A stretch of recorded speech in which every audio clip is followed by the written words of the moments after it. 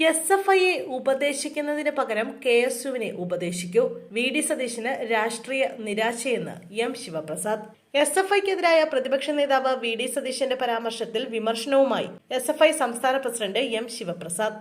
VD സതീശന്റെ പരാമർശം രാഷ്ട്രീയ നിരാശയെ തുടർന്നാണെന്ന് ശിവപ്രസാദ് ആരോപിച്ചു.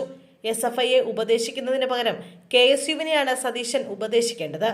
അതോടൊപ്പം തന്നെ ലഹരിക്കെതിരെ വേണ്ടത് ആരോപണ പ്രത്യാരോപണങ്ങളല്ലെന്നും കൂട്ടായ പ്രവർത്തനമാണെന്നും M ശിവപ്രസാദ് പറഞ്ഞു. ലഹരിക്കെതിരെ ക്യാമ്പസുകളിൽ SFI വിജിലൻസ് സ്ക്വാഡ് രൂപീകരിക്കുമെന്നും M ശിവപ്രസാദ് വ്യക്തമാക്കി. ആരോപണങ്ങളെ രാഷ്ട്രീയമായും നിയമപരമായും നേരിടും, എന്നാൽ അതിനുള്ള സമയമല്ല ഇതെന്നും ശിവപ്രസാദ് കൂട്ടിച്ചേർത്തു.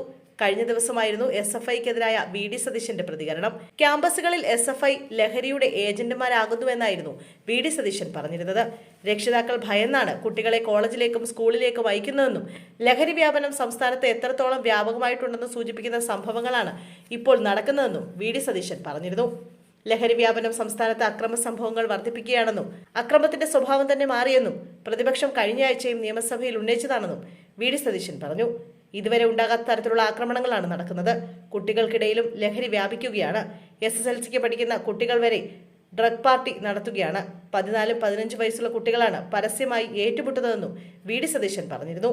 കൂടാതെ സംസ്ഥാനത്തെ ലഹരി മാഫിയയെ സംരക്ഷിക്കുന്നത് സർക്കാരും CPM-ഉം ആണെന്നും അദ്ദേഹം കുറ്റപ്പെടുത്തി. ലഹരിക്കെതിരായ പോരാട്ടത്തിൽ പിന്തുണച്ചിട്ടും സർക്കാരിന് നിസ്സംഗതയാണ്.